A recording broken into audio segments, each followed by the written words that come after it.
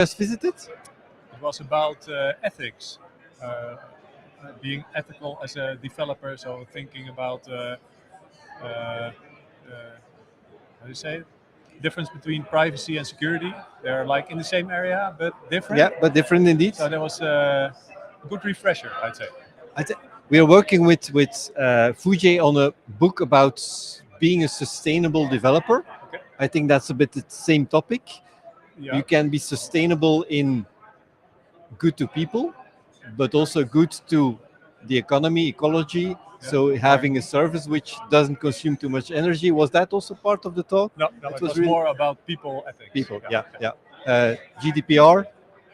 Probably. That was not mentioned. That but was yeah, not mentioned. No, it was more about, I'd say, think about ethics and not really about following the law. Yeah. That also follows, of course, if you try to do that. Yeah. But be a good developer by just thinking about things before Exactly. implementing them. Yeah. So you're also a speaker. What's the talk you will give or already gave? I don't know. I already did my talk. Okay. It was this morning. It was about code reviews. So some best practices, what you should and what you shouldn't do with a code review. Okay, which is a hot topic and a difficult topic, I guess, for a lot of companies. What is a good merge request? A small one with unit tests or a big one refactoring the whole code? Yeah, I should of course say it depends, right? Yes. So I think that there are a couple of key points, I think, for doing good code reviews. I think the first one is to agree with the team why you do code reviews. Because I see a lot of teams that some people say no, I only go for the bugs, and other people nitpick on every, I don't know, style change and refactoring. So in general, I think that's the most important part, that you know why you do the code reviews. Another one is try to do one thing at a time. So you can still do one refactor which touches a lot of code just because it's used a lot of times. Mhm. Then maybe the pull request is big, but it's conceptually one change. So if you try to stick to conceptually one change, that will really help. Also, like code formatting is also, I would say, a famous thing for touching a lot of lines. So if you change one code style rule and you reformat the code, then it's like, I don't know, the whole code base has been changed, while essentially it's only like change the braces from end of line to new line. Mhm. So then for review, I would say review the code style and then approve. So And I think if your company is big enough, or at least you should try to automate this kind of stuff, I guess. Yeah. Formatting. Yes, yeah. So one of the how do you say it? One of the points I had in my presentation was I don't want to see any style comments. If there's a style comment, you should automate it. Like if it's not an automatable style check, then it's like a matter of taste. Yeah. You cannot really like block a pull request on it. That would not be nice. And of course, automate the boring parts as much as possible so that you can use human power to do the real valuable reviews. Same with like security checks. There are automated security checks you can run. Yeah, try to use them. Yeah.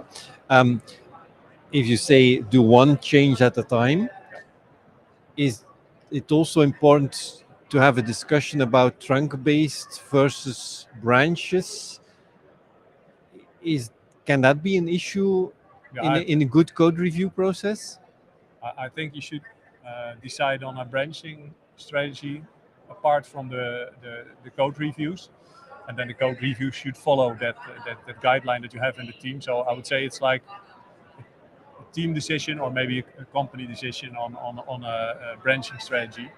Yeah, some can have some advantage over others, and I suggested for sometimes use feature branches if you have a really big thing which requires both refactoring and a lot of code to be added and maybe some other things. Then you could opt for a feature branch to prevent one big merge request. So you can do small pull requests to that feature branch, and then at the end you don't have to do the whole feature branch review, because every part is already reviewed. Oh, that's the idea. So you stay within your feature branch, but you still do pull requests to have to review step by step.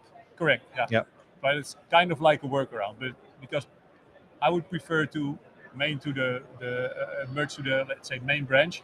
so that everybody can profit from a refactor, for example. So yeah. if you change the design and you integrate early, but sometimes that's too difficult or not Yeah. viable, and then a feature branch could help. But again, yeah, it's software, it depends. Yeah, of course. I think it also depends on the size of your team and the size of your application. If you can have multiple feature branches, True. Yeah, and also And- the experience of the team. yeah, yeah, Also, to be able to handle that kind of big changes. We are here with a lot of Java community people. True.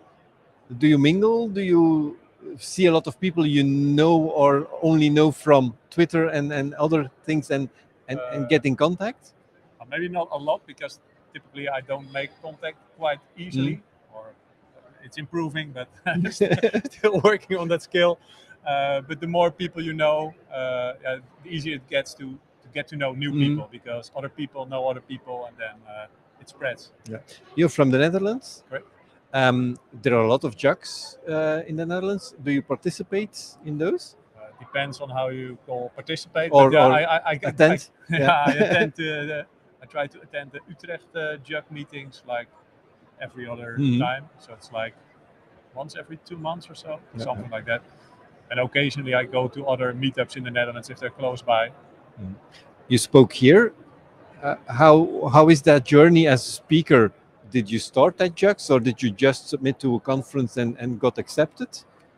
I started out on a speaker mentoring program from the Utrecht JUC. Was back then it was Brian Vermeer who was the mentor for the speaker program. And then I got a talk on the Utrecht JUC, and then I sent in a proposal for the JCON conference in the Netherlands. That one got accepted.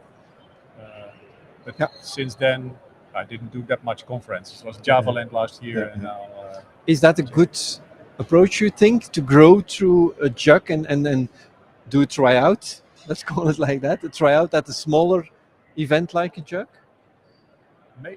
I don't know. I'm not that experienced, as in I didn't try the other options. But for me, the speaker mentoring program helped, both in, let's say, technique, writing for call for papers, but also getting to know other people, and then starting with presenting in a JUC. That made the bar a bit lower to start.